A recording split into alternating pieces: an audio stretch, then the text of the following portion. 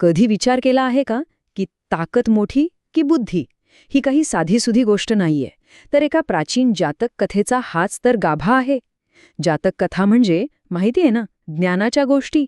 आणि आजची गोष्ट आहे विधुर नावाच्या एका महाज्ञानी पंडिताची, ज्याच्या बुद्धीसमोर एका शक्तिशाली नागराजालाही झुकावं लागलं. चला तर मग ऐकूया ही जबरदस्त कथा. कथेची सुरुवातच होतीये एका थेट धमकीने. विचार करा, हे शब्द कोण म्हणत असेल, कोणाला म्हणत असेल आणि का? ह्या एका वाक्यातच इतका धोका आणि इतकं रहस्य दडले की ते आपल्याला शेवटपर्यंत गुंतवून ठेवेल. तर मग ही धमकी आली तरी कुठून? हे समजून घेण्यासाठी आपल्याला कथेच्या सुरुवातीला जावं लागेल. सगळं काही सुरू झालं 4 महान राजांच्या एका स्पर्धेतून, जिथे प्रत्येक राजा दावा करत होता की त्याचाच सद्गुण जगात सर्वश्रेष्ठ आहे. आता ही स्पर्धा पण खूपच भारी होती. एकीकडे नागराजा म्हणत होता सहनशीलता सगळ्यात मोठी, म्हणजे अगदी कट्टर शत्रू समोर आला तरी शांत राहणं. तर दुसरीकडे सुपर्णराजा म्हणत होता नाही, आत्मनियंत्रण महत्वाचं, म्हणजे आवडतं जेवण समोर असूनही उपवास करणं. तिसरे देवराज इंद्र म्हणत होते खरा सद्गुण आहे त्याग, म्हणजे स्वर्गातली सुख सोडून सद्गुणांचं रक्षण करणं.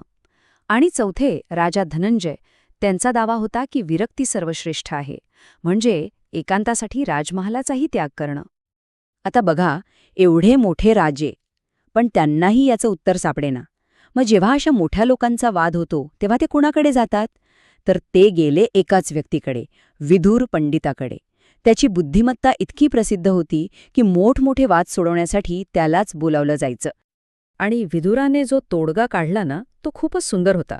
तो म्हणाला, अरे यात कुठला एक सद्गुण श्रेष्ठ नाहीये.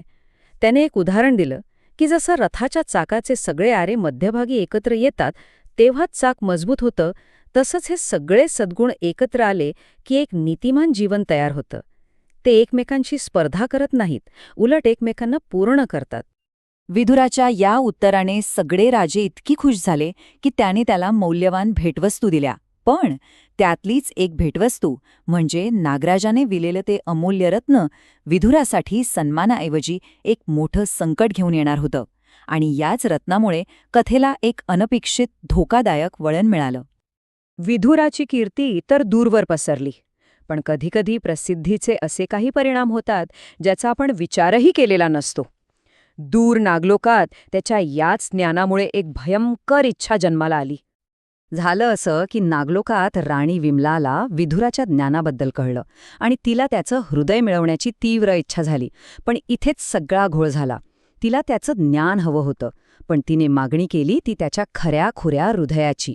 तिने आजारी पडण्याचं नाटक केलं आणि सांगितलं की फक्त विधुराचं हृदय खाल्ल्यावरच मी बरी होईन. आता राणीच्या या विचित्र हट्टामुळे एक खतरनाक प्लॅन बनतो. नागराज आपल्या मुलीला इरंदतीला सांगतो की असा नवरा शोध जो विधुराला घेऊन येईल, आणि तिला तो मिळतो सुद्धा. पुणक, एक प्रचंड शक्तिशाली आणि हिंसक यक्ष. यक्ष म्हणजे एक अतिमानवी शक्ती असलेला जीव.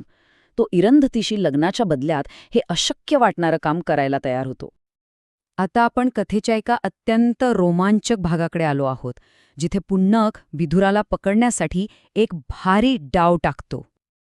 पुर्णक थेट राजा धनंजयच्या दुखऱ्या नसेवर बोट ठेवतो, ती म्हणजे जुगार. तो राजाला फाशांच्या खेळासाठी आव्हान देतो. आणि डावावर काय लावतो? तर एकीकडे पाण्यावर धावणारा जादुई घोडा आणि दुसरं म्हणजे अख्खं जग दाखवणारं मनोहर रत्न. याच्या बदल्यात राजा लावतो आपलं अख्खं राज्य. आता अशा डावाला कोण नाही म्हणेल? राजा या मोहात पुरता अडकतो. खेळ सुरू होतो आणि वातावरण एकदम तंग होतं. राजा धनंजय कितीही कुशल असला तरी पुण्यकाच्या दैवी शक्तीपुढे त्याचा काहीच टिकाऊ लागत नाही. फासे पुण्यकाच्याच बाजूने पडतात आणि अखेर राजा हरतो. पुण्यक डाव जिंकतो. जेव्हा पुण्यक विजयामध्ये विधुराला मागतो तेव्हा विधुराचा प्रतिसाद बघा. तो अगदी शांतपणे आपलं नशीब स्वीकारतो. तो म्हणतो, मी राजाचा दास आहे, कायद्यानुसार त्यांना मला तुम्हाला देण्याचा पूर्ण अधिकार आहे. ही त्याची निष्ठा आणि प्रामाणिकपणा दाखवते. इथून पुढे विदुराच्या प्रवासाचा सगळ्यात धोकादायक टप्पा सुरू होतो, जिथे त्याचं आयुष्य अक्षरशः टांगणीला लागलेलं असतं. पुण्य विचार करतं की आधी याला घाबरवून मारू. तो एका भयंकर राक्षसाचं रूप घेतो. पण विधुराच्या चेहऱ्यावर भीतीचा लवलेशही नसतो. त्याची पहिली युक्ती फेल जाते. पुण्यक हार मानत नाही. तो कधी पिसाळलेल्या हत्तीचं रूप घेतो, तर कधी महाकाय साप बनून त्याला गिळायला येतो. पण प्रत्येक वेळी विदुराचं धैर्य आणि शांतता तशीच राहते. हे स्पष्ट होतं की शारीरिक बळाचा त्याच्या ज्ञानावर काहीही परिणाम होणार नाही. जेव्हा भीती दाखवून काहीच होत नाही, तेव्हा वैतागून पुण्यक त्याला थेट एका काळ्या पर्वताच्या टोकावरून उलटं लटकवतो. या क्षणी विदुराचं आयुष्य पूर्णपणे पुण्यकच्या हातात असतं. आणि आता आपण येऊया कथेच्या त्या भागाकडे जिथे शक्ती संपते आणि बुद्धीचं खरं काम सुरू होतं. इथेच ज्ञान आणि गैरसमज यांचा खरा सामना होतो.